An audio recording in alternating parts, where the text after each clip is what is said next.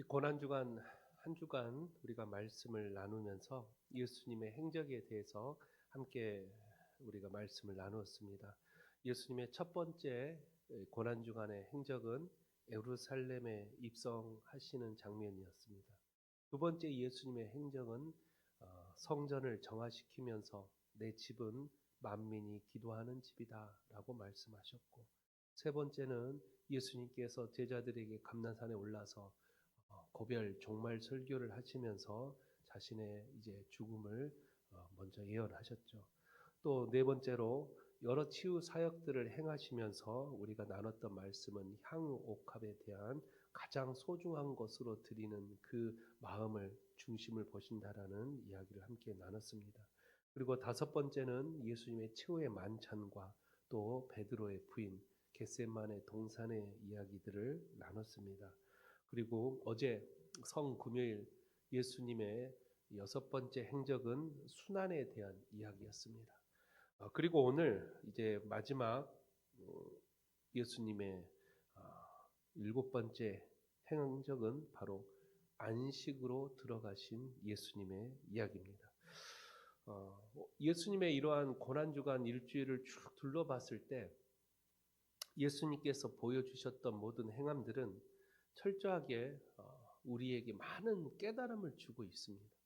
우리가 예수님께서 보여주셨던 장면들 하나를 다 의미를 생각하면서 우리 한 주간 말씀을 나눴습니다. 예수님이 이런 걸 했구나라는 게 아니라 이걸 통해서 우리에게 이거를 깨닫게 하시고자 했구나라는 것을 우리는 기억해야 할 것입니다. 그렇다면 오늘 예수님이 안식에 들어가신 이 이야기가 우리에게 어떠한 깨달음을 주는가? 먼저 예수님의 십자가의 사건을 기억하면 예수님은 십자가를 언제부터 언제까지 달리셨다 그랬죠? 아침 9시부터 오후 3시까지 예수님은 달리셨다고 하셨습니다. 그때가 이제 금요일 오후 3시였어요. 그런데 유대인들이 지키는 하루는 언제가 하루가 시작이 되냐면 하루의 저녁 6시부터 하루가 시작이 돼요. 그래서 금요일 3시에 십자가에 달려 죽으신 이후에 곧 금요일 6시가 되면 그날이 무슨 날이에요? 안식일이에요. 그것도 그냥 안식일이 아니라 유월절이 겹치는 대안식일이에요. 엄청난 큰 행차죠. 안식일도 중요한 날이지만 유월절까지 겹쳤으니 얼마나 큰 날이고 수많은 사람들이 예루살렘으로 와서 하나님께 제사를 드리는 그 날이었다라는 거예요. 그런데 그런 중요한 날 직전에 지금 예수님이 십자가에 달려 죽으신 거예요. 그렇다면 예수님께서 십자가에 달려 죽으셨을 때 왜 안식일 전날 죽으셨을까? 이건 다 성경의 말씀을 성취하기 위한 하나님의 섭리적 사건입니다. 그래서 예수님께서 사흘 동안 3일 동안 안식하셨고 부활하셨던 날이 바로 안식 후 첫날, 오늘날 우리 개신교가 드리고 있는 유대인들은 아직도 안식일을 지키고 있죠. 그리고 제7일 안식교라는 교단도 아직까지도 금요일 오후에 예배를 드려요. 그리고 토요일 오후 6시까지가 그들이 말하는 주일입니다. 제가 미국에서 공부할 때도 이 개척교회를 할 때 교회가 없잖아요, 건물이. 찾다가 어디서 예배를 드릴까 했는데 제7일 안식교가 지금 현재 사용하고 있는 건물이 토요일 오후 6시가 되면 예배가 끝나요. 마치 우리 개신교가 주일날 예배가 끝나면 문을 닫듯이 6시가 되면 문을 닫아요. 그럼 우리는 그때를 빌려서 토요일 6시부터 주일 오후까지 사용하는, 그래서 거기를 렌탈을 해서 거기서 예배를 우리는 주일날 11시에 드렸습니다. 아직도 우리 주변에는 유대인의 그런 율법을 지키고 있는 사람들이 참 많아요. 우리 개신교는 왜 예수를 믿어요? 또 왜 우리가 주일날 예배를 드려요? 그건 예수님이 부활하신 날을 기념하는 게 바로 우리 프로테스탄티즘이라는 개신교 사상, 우리가 믿는 이 개신교는 예수의 부활을 믿는 종교입니다. 구약의 율법은 아직도 예수의 부활을 믿지 않죠. 왜요? 예수님 자체가 하나님이 아니라고 믿기 때문에. 그들은 그냥 예수님이 하나의 인간이고 그 당시 어떤 민중의 봉기를 들고 백성들의 마음을 앞장서서 마치 우리나라의 전투일 같이, 마치 우리나라의 민중 사상을 이끄는 그런 한 사람을 같이 예수를 그렇게 치부합니다. 그러나 우리는 성경을 잘 묵상해 보면 모든 것이 하나님의 계획하심이고 예수 그리스도는 곧 하나님의 아들이라는 베드로의 고백처럼 그 예수님께서 보여주셨던 3년간의 공생의 사역은 인간의 몸을 입고 이 땅에 오신 철저한 하나님의 섭리적 사건이라는 이러한 기본적인 신앙이 흔들리면 우리 역시도 예수님을 하나님이라고 믿지 못해요. 대표적인 우리나라의 이단 사상인 신천지가 바로 예수를 하나님이라고 인정하지 않습니다. 그래서 그들은 예수를 믿지 않아요. 그래서 신천지는 사도신경을 고백하지 않습니다. 왜냐하면 사도신경 첫 문장이 뭐예요? 전능하사 천지를 만드신 하나님 아버지를 믿사오며 그의 아들 주 예수 그리스도를 믿사오니라는 이 문장 자체가 틀렸다라는 거예요. 어떻게 예수가 하나님의 아들이냐? 그래서 신천지는 예수를 하나님이라고 믿지 않고 자신이 섬기고 있는 이만희가 하나님이 보내준 보혜사 성령이라고 그렇게 믿게 만들고 세뇌를 시키고 있죠.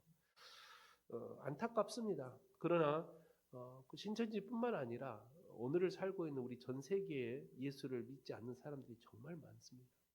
그러나 우리는 성경 말씀을 믿는 것이지 어떤 사람의 말을 믿는 게 아니에요. 여러분도 제 말을 믿는 게 아니에요. 여러분은 성경을 믿는 거고 하나님 말씀을 믿는 것입니다. 오늘 예수님이 십자가에 달려 돌아가시고 이제 안식일 날 전날에 안식일 지금 6시 안식일이 시작이 되는데 그 전에 예수님이 죽은 거예요. 그런데 그때 이 예수님의 시체를 누가 달라고 합니까? 요셉이라는 사람. 근데 그 요셉이 좀 불분명합니다. 마태는 예수님의 제자라고 말하기도 하고 마가와 누가는 이 요셉을 아리마대 요셉, 즉 산에 들인 공회원이다라고 말을 해요.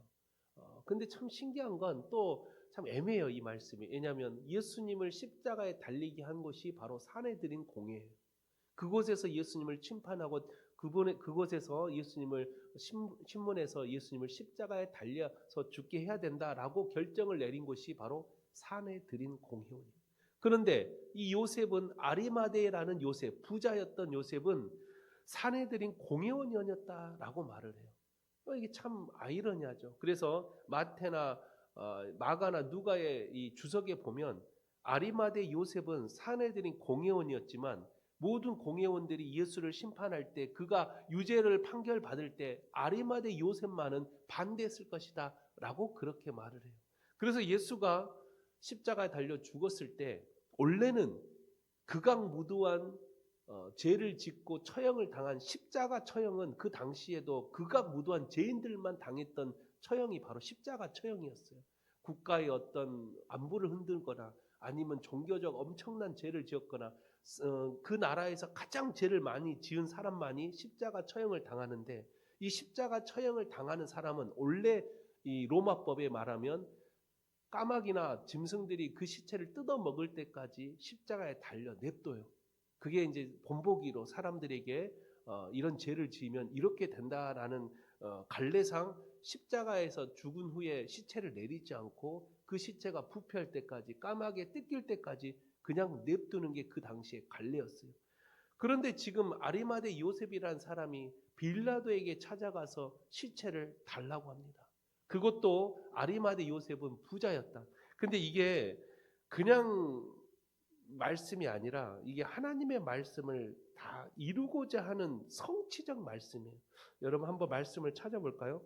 이사야 53장 9절을 한번 찾아보시기 바랍니다. 이사야 53장 9절에서 12절의 말씀을 여러분들이 이걸 알아야 오늘 이 아리마대 요셉의 사건이 이해가 됩니다. 이사야 53장 9절에서 12절의 말씀을 함께 묵상하겠습니다. 9절입니다. 시작.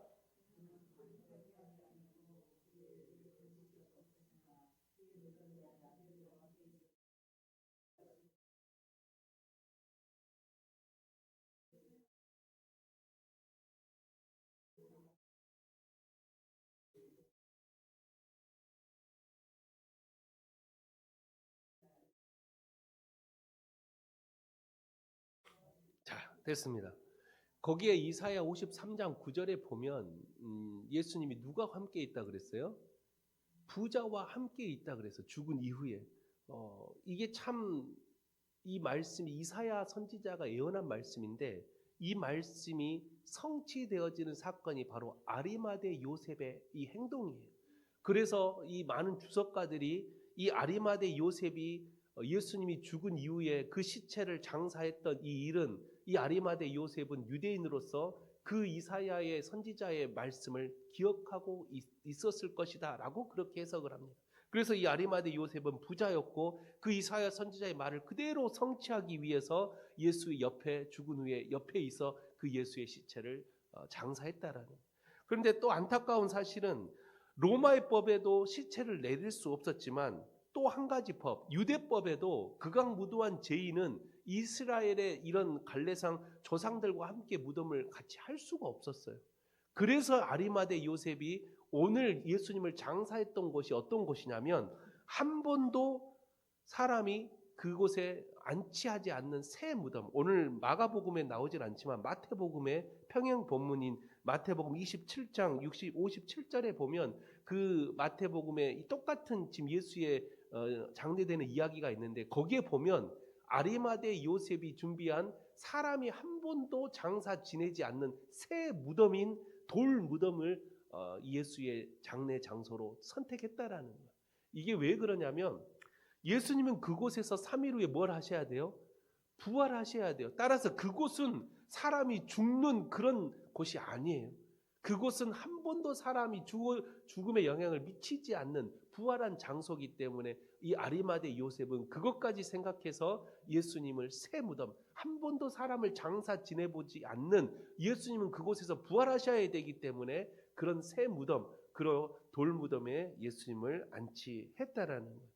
어떻게 보면 이 모든 것이 아리마대 요셉의 생각이 아니라 하나님의 말씀을 성취하고 있는 하나님의 섭리적 사건이에요. 성경을 우리가 묵상하다 보면 우리가 정말 소름 끼칠 때가 참 많아요. 구약의 수천 년 전에 했던 말씀들이 하나하나 이루어지는 것 보면 어떻게 이런 게 이렇게까지 다 맞아질까? 그런 이 모든 것이 바로 성경이 하나님의 섭리적으로 쓰여졌다라는 거예요. 인간이 썼다 그러면 수백 년이 지나면 우리가 어떻게 알아요? 그러나 성경의 말씀이 성취되어지는 것을 볼 때마다 이래서 말씀은 살아있구나. 이래서 하나님의 역사는 지금도 일하시고 계시구나. 하나님의 말씀은 반드시 이루어지는구나 라는 것을 우리는 믿음으로 고백할 수 있어야 돼요. 지금 아리마대 요셉이 하고 있는 이 모든 행함은 구약의 이사야 선지자가 했던 말들을 지금 다 성취하고 있는 모습들이에요. 이러한 모든 모습을 통해서 이제 예수님이 안식한 곳으로 들어갑니다. 근데 누가복음에 보면 예수님이 3일 동안 어디에 계셨다 그래요? 예수님이 죽은 이후에 부활하기 전까지 어디 계셨다 그래요? 물론 돌무덤 안에 있었는데 누가는 이 표현을 뭐라고 말하냐면 음부에 계셨다라고 그렇게 표현해요. 그리고 우리가 사도신경에 보면 여러분들이 이제 한글로 이렇게 보이지만 여기 보면 본디오 빌라도에게 고난을 받으사 십자가에 못 박혀 죽으시고 장사한 지 사흘 만에 죽은 자 가운데서 다시 살아나시며 이렇게 돼 있지만 영어 성경에 보면 영어의 이 십자가에 못 박혀 죽으시고 그 다음에 into the hell이라는 단어가 있어요. 이 영어 성경에 보면 hell, 지옥, 음부, 예수님이 죽음 이후에 3일 동안 어디에 계셨는가? 사람이 죽으면 어떻게 해요? 우리가 알다시피 하나님께 심판을 받아서 천국이 지옥이 간다고 하지만 실제로 성경적인 이야기로 보면 우리는 죽음 이후에 잠을 자고 있다라고 표현을 해요.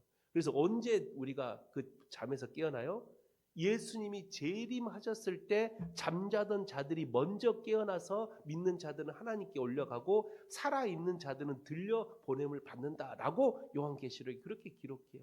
따라서 수천 년 전에 죽었던 모세도 아브라함도 지금 천국에 가 있는 게 아니라 다 어디에 있다? 잠자고 있다라고 말해요. 그래서 예수님이 강도들한테 오른쪽 강도에게 지금 너가 나와 어디에 있다고요? 낙원에 있다고 말하는데 이 낙원이라는 단어도 천국이 아니라 천주교에서 말하는 연옥이라는 단어를 써요. 근데 이것도 솔직히 인간이 해석하기에는 너무 어려운 말씀들이에요. 왜? 죽어보지 않았기 때문에. 또 죽음 이후에 아직 천국에 가본 사람이 아무도 없기 때문에 우리가 이렇게 될 것이다 라고 말하는 건 참 어려운 해석이에요. 성경에도 보면 아니 우리가 죽음 이후에 심판을 받는다라고 했으면 그때 우리가 천국 가는 거 아닌가? 그러나 또 다른 성경 말씀을 보면 예수님이 재림하셔야 그제서야 우리 모두가 다 하나님 나라에 들어간다. 어떻게 보면 성경적으로 말하면 우리의 모든 심판은 예수님의 재림 때 이루어진다라는 거예요. 그런데 예수님이 지금 죽었어요.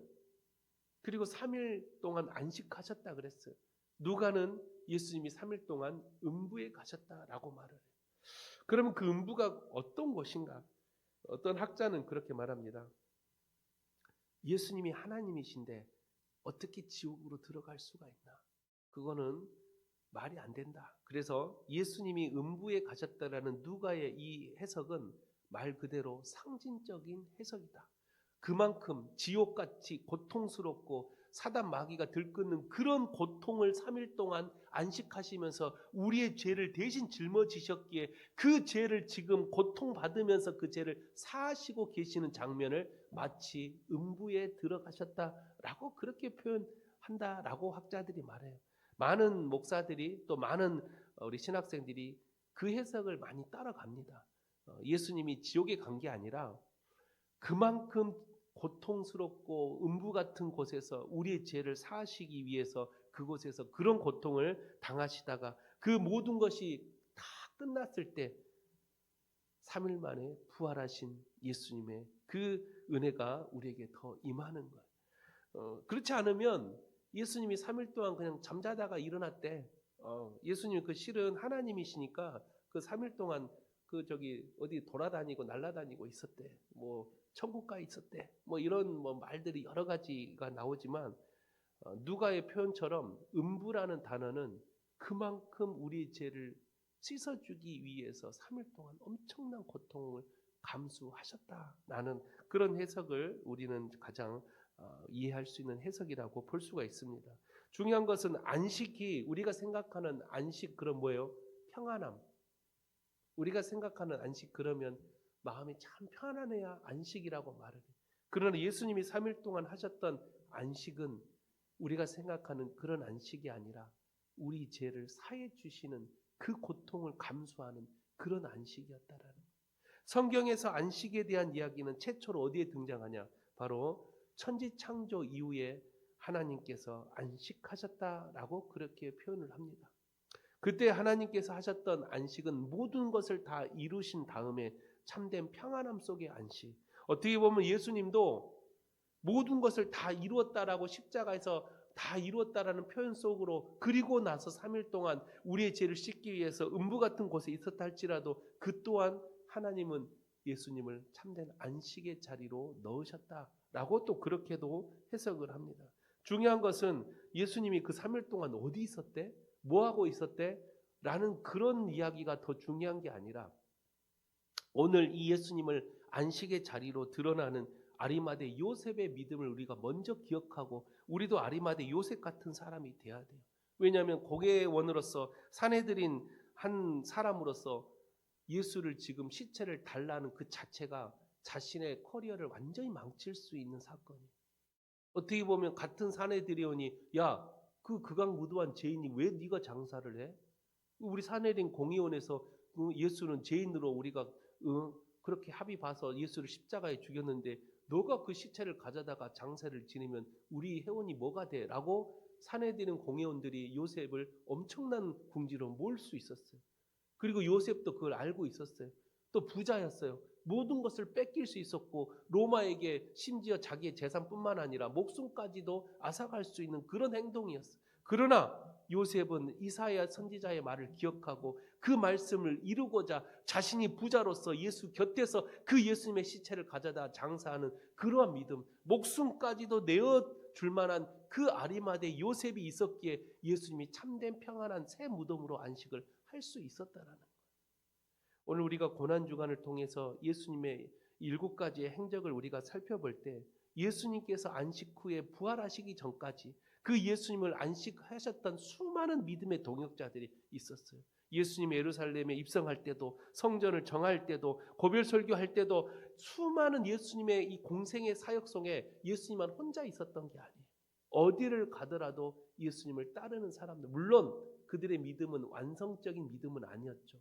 나중에 성령을 받고 나서야 그 믿음이 완성되었지만 그럼에도 예수님은 그런 연약한 자들을 데리시고 하나님의 나라를 만들고자 끊임없이 우리에게 많은 깨달음을 주었다라는 거예요. 오늘 아리마대 요셉 역시도 예수님의 그 안식을 위해서 자기의 모든 것을 내어 바쳤던 아리마대 요셉의 믿음처럼 여러분들도 참된 안식은 그냥 쉬는 게 안식이 아니라 그 안식을 위해서 헌신과 자기의 모든 수고와 땀을 흘릴 때 진정한 안식이 오는 거예요. 하나님께서 천지 창조라는 그 거사를 다 치르고 나서야 참된 안식에 들어갔던 것처럼 우리가 참된 평안함을 원한다면, 우리가 진정한 마음속에 참된 평강을 원한다면 하나님의 사역을 최선을 다해서 감당하십시오. 그 감당했을 때 진짜 안식이 찾아오는 것이지, 아무것도 하지 않고 마음의 평안함을 달라, 아무것도 하지 않고 참된 평안함을 달라라고 말하는 것은 이기적인 믿음밖에 될 수가 없어요. 예수님의 참된 안식은 우리의 철저한 헌신과 섬김과 예수님을 사랑하는 우리의 사명 감당함 속에서 참된 안식은 이루어지는 거예요. 그리고 그 안식이 때가 찼을 때 그제서야 참된 부활이 시작이 되는 거예요. 오늘 고난주간 마지막 날, 그리고 오늘 예수님의 마지막 행적, 예수님의 이 안식으로 들어가시는 그 장면 속에서 여러분 아리마대 요셉 같은 믿음을 가지시고, 참된 안식은 아무것도 하지 않고 들어가는 게 아니라 예수님이 이 안식하시기 위해서 제7일 동안 하셨던 행적들을 한번 살펴보십시오.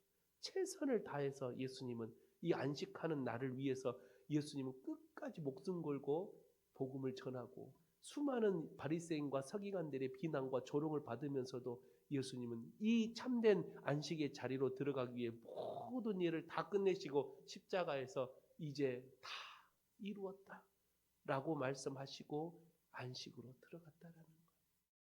우리가 주일을 지키는 그리스도인들의 사명이, 주일이 우리는 안식일이라고 말을 해요. 참된 안식. 그래서 주일날 오면 마음이 참 평안하고 우리가 말씀을 들으면 마음에 안식이 온다고 말을 해요. 그러나 오늘 우리가 안식에 대해서 배웠습니다. 주일날 예배 드릴 때 안식을 받으려면 어떻게 해야 돼요? 월요일부터 토요일까지 일주일 동안 그리스도의 사명을 최선을 다해서 감당하십시오. 그리고 주일날 찾아와 참된 안식을 얻는 것이지, 아무것도 하지 않고 자기 할 것 다 하고 놀 것 다 놀고 그리고 주일날 와서 예배를 드리고 있는 나의 이 마음에는 참된 평안함이 없는 거예요. 안식이 올 수가 없어요. 자신의 사명 감당하지 않고 주일날 찾아와서 예배를 드린다? 그 예배는 하나님이 기뻐하는 예배가 아니에요. 그래서 예수님은 진정과 신령으로 예배 드리는 자를 찾으신다라고 말씀을 하시는 거예요. 진정한 예배, 우리가 참된 평안함을 얻으려면 월요일부터 토요일까지 주어진 사명을 예수님처럼 최선을 다해서 하시는 거예요. 목숨 걸고 예수님의 향기를 세상에 전하는 거예요. 그런 모든 월요일부터 토요일까지 이리 부딪히고 저리 부딪히고 믿음을 전하다가 욕도 얻어먹어보고 내가 예수님의 향기를 펼치려고 낮아지고 먼저 손 내밀고 남들보다 더 손해본 일을 하다가 얼마나 이리 마음이 아프고 저리 아파. 막 때로는 회의감도 올 것 같고, 내가 이렇게 예수를 믿어야 되나? 나도 성질이 있는데, 근데는 자꾸 예수님 믿는 사람들은 원수도 사랑하라는데 힘들다 하면서 일주일을 그렇게 하다가 주일날 딱 왔을 때 마음에 뭐가 와요? 참된 안식이 오는 거예요. 그런 자들이 예배를 하나님은 받으시고, 그런 한 주간 정말로 그리스도인의 사명을 감당하고 고군분투했던 그런 믿음의 사람들이 와서 드리는 예배 속에 성령의 역사가 임하는 거예요. 그런 참된 안식을 경험하는 저와 여러분 되시기를 주 이름으로 축원드립니다. 참된 안식을 통해서 부활이 있는 것처럼 안식이 없으면 부활도 없어요. 안식이 있어야 그 다음 부활이 있는 거예요. 안식을 예수님이 3일 동안 우리의 모든 죄를 씻는 참된 안식의 자리로 들어가셔서 진정한 부활의 기쁨을 우리에게 줬던 것처럼, 오늘 마지막 이 고난주간을 끝으로 여러분 모든 것을 다 이루었다라는 마음, 물론 고난주간만 하지 마시고 앞으로의 모든 삶 가운데 예수님이 보여줬던 이러한 일곱 가지 행함처럼 여러분들도 늘 하루하루가 예수님의 이런 행함처럼 나도 그렇게 살다가 다시 오실 예수 그리스도 때 참된 부활을 경험해야 되겠다라는 그런 마음으로 여러분 신앙생활을 잘 하시기를 주 이름으로 축원드립니다. 내일 이제 주일날 내일이죠. 부활을 우리가 기쁨으로 맞이하려면 여러분 오늘까지 예수님의 이 말씀을 다시 한번 마음속에 새기시고 내일 주일날 드리는 부활의 기쁨이 여러분 마음속에 큰 기쁨으로 찾아오려면 오늘 마지막까지 말씀 안에서 끝까지 승리하시기를 주 이름으로 축원드립니다. 우리 시간 마지막으로 함께 기도할 텐데요. 오늘 주일부터 시작됐던 예수님의 행적들, 예루살렘 입성, 성전 정화, 또 고별 설교, 또 여러 가지 치유 사역들, 그리고 겟세마네 동산에서 기도와 수많은 예수님의 순환들을 우리가 보고 오늘 참된 안식을 통해 부활을 준비하는 예수님의 이 행함을 보면서 우리가 함께 기도해야 될 것은 우리 역시도 예수님처럼 다시 오실 예수 그리스도 때 참된 부활을 경험하기 위해서 오늘 또 주어진 사명을 감당하게 해달라고 기도하시고 우리가 진정한 하나님의 참된 평안함을 얻기 위해서 주어진 모든 사명을 다 이룰 수 있는 그런 열정과 헌신과 우리의 마음속에 믿음을 달라고 이 시간 다 같이 주 한번 부르짖고 통성으로 기도하겠습니다.